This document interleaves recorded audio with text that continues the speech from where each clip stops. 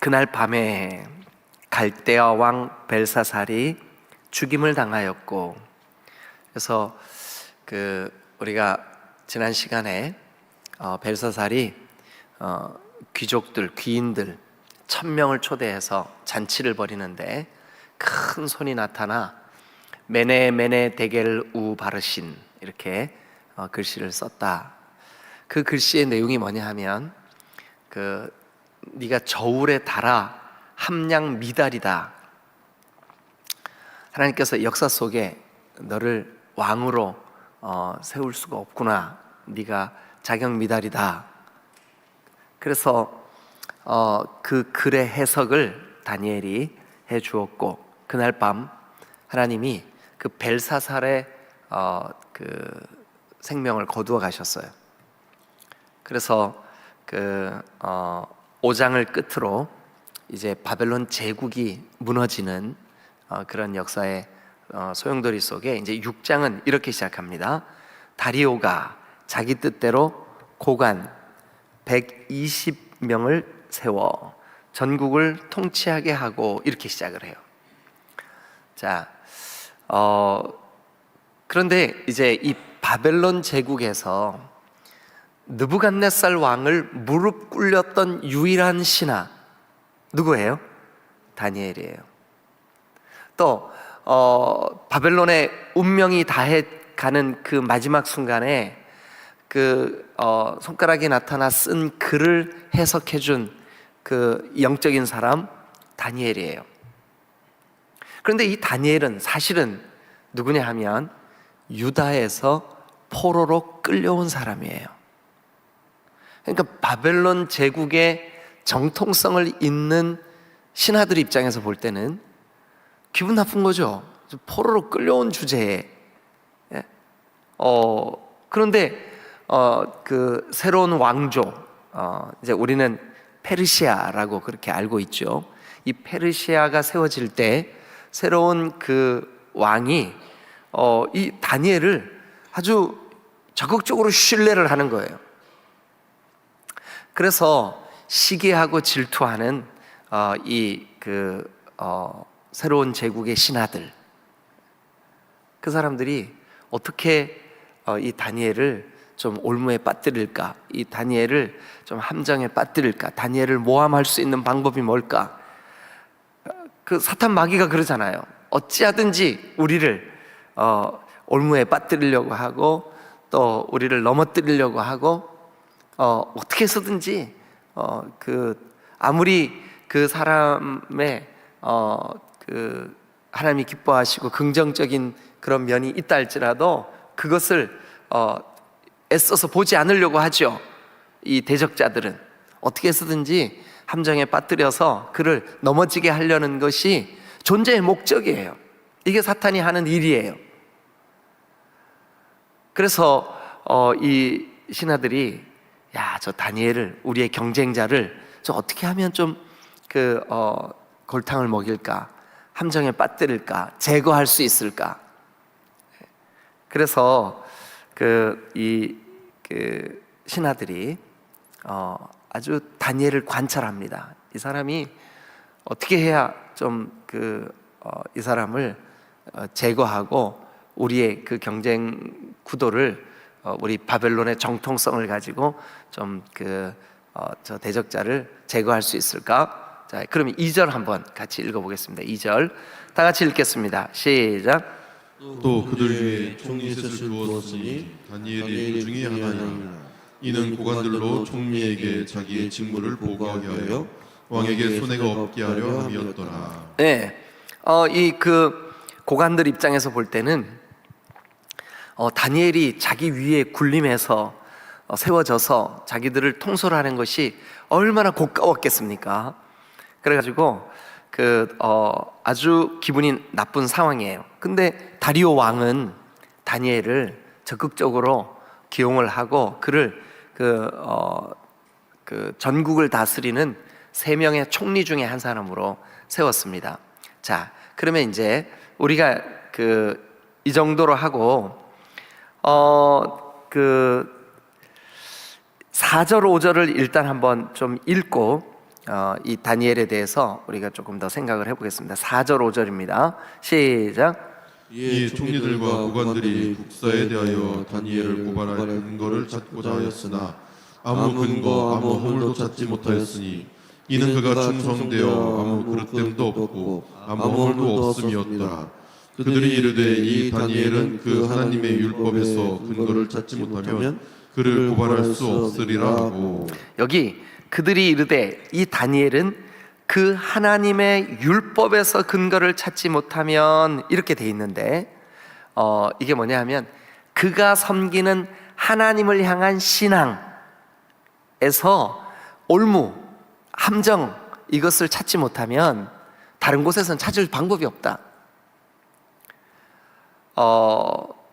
그래서 이제 우리가 아는 대로 이 다니엘을 관찰을 하니까 이 사람이 하루 3번 변함없이 그가 섬기는 하나님, 그가 섬기는 하나님을 예배하는 성전이 있는 예루살렘, 그 예루살렘을 향하여 하나님 앞에 기도하는 습관이 있는 거예요.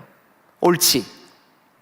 바벨론의 왕, 이제 바벨론이 제국이 멸망했으니까 페르시아의 왕, 이 그 대제국의 그러니까 고대에는요, 이 절대 왕권의 그 신앙심을 요구했어요. 그래서 우리가 앞에서도 보았다시피 느부갓네살 왕이 그 두로 평화의 광야에 그 신상을 세우잖아요. 그리고 거기 절하게 하잖아요, 그죠? 예, 마찬가지예요. 여기 지금 이제 페르시아 제국의 그 왕인 그 다리오도 다리오가 아닌 다른 대상에게 기도를 하거나 절을 하거나 하면 그를 우리가 그 사자굴에 던져 넣읍시다 하는 법률을 제정했어요.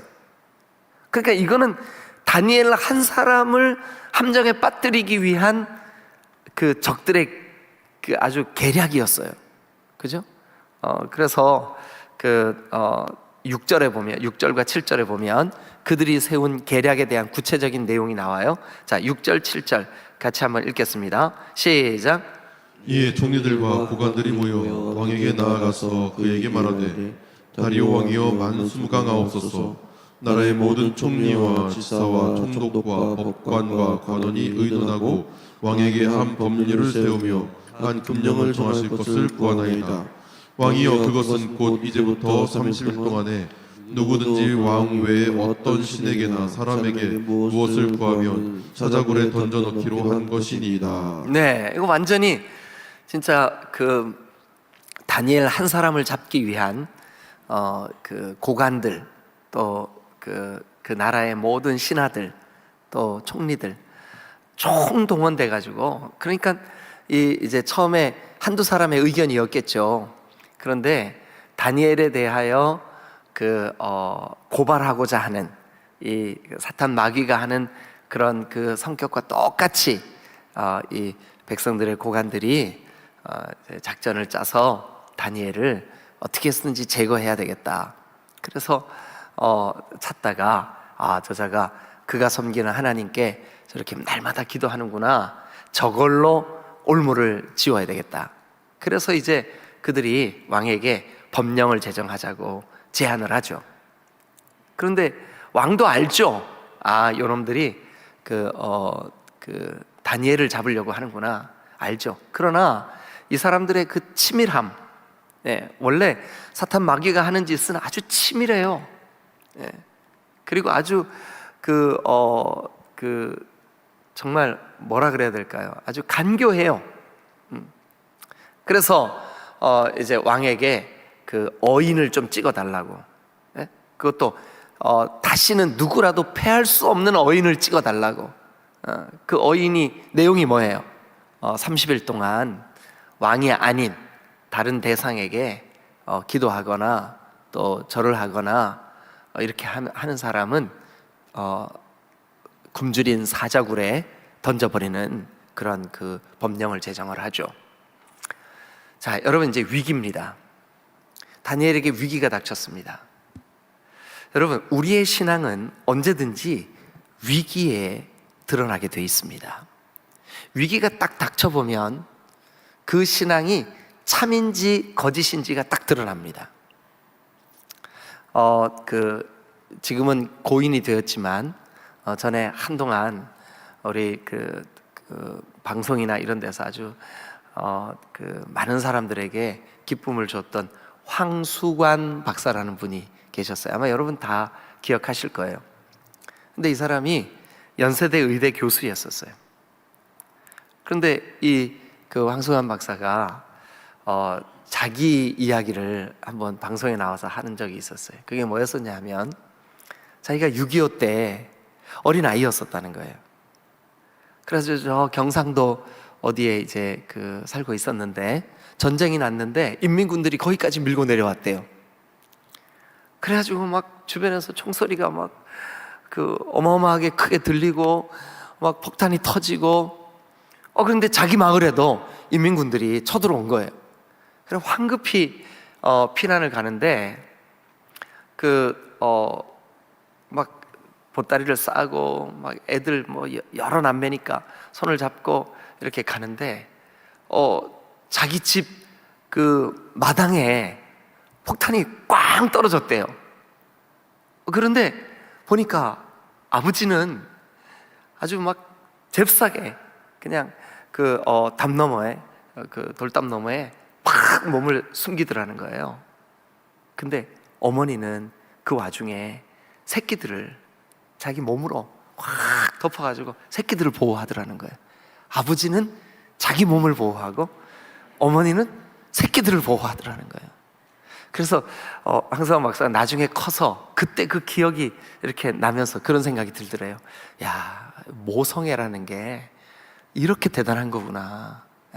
근데 부성애라는 말은 잘 안 쓰잖아요, 그죠? 모성애라는 말은 잘 쓰는데, 그러니까 그 위기의 순간에 그 사람의 행동을 딱 보면 나타나는 거예요. 그러니까 평소에 이 엄마는 자기 몸에서 10달을 품었다가 밖으로 나온 이 새끼에 대한 새끼해서 죄송합니다. 근데 그 자녀의 새끼에 대한 아버지가 흉내낼 수 없는 아주 특별한 마음이 있는 거예요. 그런데 그 위기의 순간에 그 본능이 밖으로 딱 나오는 거죠. 근데 우리 인간은 다 누구나 위기의 순간에 그 사람의 본성 속에 내재되어 있는 이게 밖으로 딱 드러나는 거예요. 그러면 이제 죽음의 위기잖아요. 다니엘. 이제 저 대적자들이, 저 신하들이 나를 함정에 빠뜨리려고 의도적으로 만든 이 일, 이 사건, 우리가 얼마든지 타협할 수 있죠. 30일만 내가 잠깐 창문 닫고 기도하지 뭐, 30일만 내가 이불 뒤집어 쓰고 기도하지 뭐, 이럴 수 있잖아요, 그죠? 그러나 다니엘은 그렇게 하지 않았습니다. 우리가 이 다니엘의 인생 속에, 여러분, 이 다니엘이 6장일 때 그의 연세가 얼마쯤 됐을 거라고 생각하세요? 제가 의도적으로 1장일 때는 15세, 2장일 때는 33세, 3장일 때는 50대 중반, 이렇게 지금 쭉 연세를 계속 여러분들에게 좀 알려드리면서 여기까지 왔어요. 근데 6장일 때 그냥 간단하게 단순한 방법으로 계산을 해도 최소한 80이 넘을 때예요. 우리 나이 80쯤 되었을 때 우리의 신앙, 여러분 어떤 모습으로 하나님 앞에 딱 서 있을까요? 우리가 80이 넘었을 때 우리가 하나님 앞에, 하나님이 보실 때 어떤 평가를 우리에게 하실까? 정말 여전히 인간적인 경쟁심, 또 사람들에게 보이려고 하는 신앙, 또 시기하고 질투하는 마음, 이런 걸로 내가 하나님 앞에 봉사하고 또 헌신하고 그러고 있을까? 아니면 80쯤 되었을 때 정말 진실되게 누가 알아주든 알아주지 않든 겸손하게 우리의 이 공동체가 잘 되기를 기대하고 하나님이 영광을 받으시기를 기대하는 그런 마음으로 하나님 앞에 충성하고 있을까? 여러분들은 어떨 것 같으세요? 자, 그러면 오늘 우리가 이 다니엘이 그 위기의 순간 어떤 믿음을 가지고 있었을까? 그의 다니엘의 신앙의 특징은 어떤 특징이 있을까? 이 본문을 통해서 우리가 한번 좀 살펴보기를 원합니다. 먼저 첫 번째는 우리가 3절을 한번 같이 보죠. 3절 다 같이 읽겠습니다. 자, 시작. 다니엘은 마음이 민첩하여 총리들과 고관들 위에 뛰어남으로 왕이 그를 세워 전국을 다스리게 하고자 한지라. 자, 다니엘은 그의 청소년기인 15살 때부터 이미 그는 하나님이 주시는 지혜, 하나님이 주시는 총명, 그런데 여기 3절에 이렇게 되어 있습니다. 다니엘은 마음이 민첩하여, 밑줄 한번 그어보세요. 다니엘은 마음이 민첩하여. 사실 이 부분이 우리말 번역으로 약간 좀 어색해요. 다니엘이 마음이 민첩하다, 이게 무슨 뜻일까? 그런데 이것을 어떤 영어 번역 성경이나 혹은 히브리어로 된 원어를 보면 조금 선명해요. 이 뜻이 어떻게 되어 있냐 하면 아주 놀라우신 영을 소유하였으므로, 이렇게 되어 있어요. 다니엘은 아주 놀라우신 영을 소유하였으므로, 그러니까 영이 그 안에 거하심으로, 이렇게 되어 있어요. 다시 말씀드리면 다니엘은 마음이 민첩하여, 거기다 밑줄 긋고 옆에다 설명을 쓰세요. 성령으로 충만하여. 여러분, 다니엘은 그가 젊어서부터 지금 그의 연세가 80이 넘은 노인이 될 때까지 성령으로 충만한 사람이었습니다. 그러니까 늘 성령으로 충만했기 때문에 위기가 찾아왔을 때 자기를 대적자들의 올무에 빠뜨리려고 하는 이 계략 앞에서도 그것이 뻔히 드러난 계략임에도 불구하고 다니엘은, 여러분, 성령의 이끌림을 받는 사람이었습니다. 성령께서 기뻐하시고, 성령께서 원하시고, 성령께서 그에게 말씀하시고 응답하시는 대로 그가 행동하고 살아내는 사람이었어요. 여러분, 저와 여러분들이 이 마지막 때인 이 시대를 살아갈 때, 특별히 12월, 여러분 이제 한 달밖에, 달력이 한 장만 딱 남았어요. 마지막 달, 하나님, 제가 올 한 해도 성령이 주도적으로 저를 이끌어 주시는 삶을 살았는지, 아니면 제 속에 있는 죄의 속성들, 하나님이 기뻐하시지 않는 연약한 인간적인 습성들이 나를 이끌어 왔는지 돌아보게 해주옵소서. 그런데 오늘 이 성경은 다니엘이 위기 앞에서 자기를 죽이려고 하는, 자기를 제거하려고 하는 적들의 계략 앞에서 성령의 이끌림을 받고 있었음을 알 수가 있어요. 여러분, 오늘 아침 기도할 때 주님, 나에게 성령 충만 주세요. 주님, 내가 성령께 이끌림을 받게 해주세요. 주님, 제가 대적자들의 그 경쟁심, 대적자들의 그런 계략, 이런 것에 이렇게 흔들리지 않고 오직 하나님 성령의 이끌림을 받는 거룩한 삶 살게 해주세요. 여러분, 이게 우리의 삶의 목표가 되어야 될 줄로 믿습니다. 12월 한 달 남은 기간 동안 이 2023년을 결산하면서 성령께서 이 한 달을 온전히 여러분들에게 충만하시기를 주님의 이름으로 축원합니다. 성령 충만을 구하십시오. 성령 충만하기를 사모하십시오. 그리고 성령 충만하기를 간구하십시오. 그래서 저와 여러분들도 다니엘처럼 우리의 삶에 정말 중요한 때에 성령의 이끌림을 받는 거룩한 삶을 사시기를 주님의 이름으로 축원합니다. 할렐루야.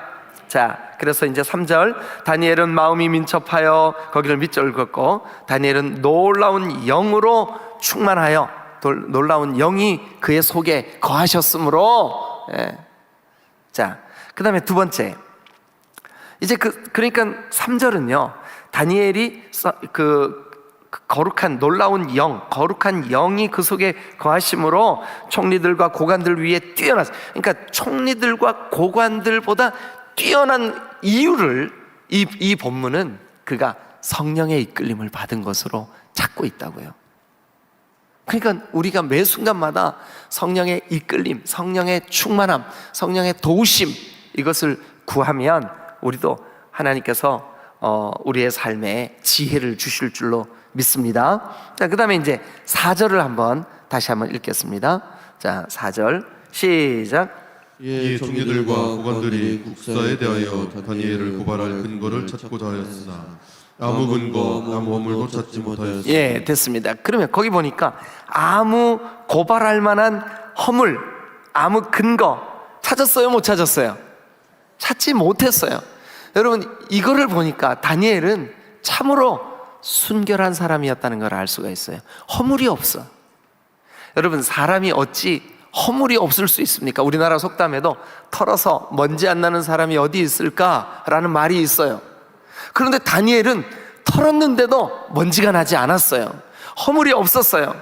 왜 그랬을까요? 당연히 여러분, 성령의 이끌림 바 되었기 때문인 줄로 믿습니다.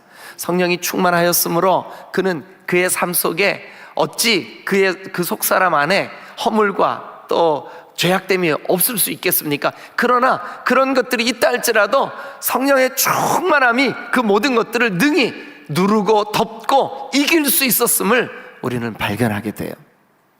그런데 그 대적자들, 고관들, 또 총리들, 그들이 다니엘을 고발할 근거를 찾으려고 막 그 근거, 그 허물 찾았어요. 막 찾으려고 애를 썼어요. 막 살펴보았어요. 너 하여튼 조금만 실수해봐라. 그래가지고 끝까지 물고 늘어질 거야. 뭐 이런 그 마음이었겠죠. 그런데 찾지 못했어요. 다니엘은 그의 마음이 정말 허물과 그들의 올무 지을 만한 근거가 전혀 없었다. 그 말은 다른 말로 그가 지극히 순결했음을 우리가 알 수가 있어요. 근데 그 순결이 어디에서 나온 걸까? 자, 4절을 좀 더 그 뒤에 부분도 읽어보죠. 이는, 그러니까 항상 이는, 그거는 그 이유는 이라는 뜻이라고 여러분들에게 몇 번 말씀을 드렸습니다. 이는, 시작. 이는 그가 충성되어 아무 그릇됨도 없고 아무 허물도 없음이었더라. 거기 허물이라는 말이 반복되고 있죠, 그죠? 그리고 그릇됨, 이것은 잘못됨. 예. 그런데 그 허물이나 그릇됨을 찾지 못한 이유가 뭐라고 되어 있냐면 이는 그가 뭐 해서요? 충성되어서. 여러분, 다니엘의 충성의 대상은 누구일까요? 하나님이시겠죠. 여러분, 저와 여러분들이 하나님을 향하여 충성된 사람이 된다면, 충성된 삶을 산다면 우리에게도 여러분 허물과 그리고 고발할 만한 근거가 없지 않을까요? 우리가 허물이 많은 사람들이요, 우리가 연약한 사람들이면 틀림이 없습니다. 그러나 성령이 우리를 다스리시고 그리고 우리가 하나님께 대하여 충성된 삶을 살면 그나마 우리의 삶이 다니엘만큼은 아니라 할지라도 우리도 우리의 충성의 대상이신 하나님께 전심으로 충성할 때 우리의 허물과 죄를 우리가 이길 수 있지 않을까.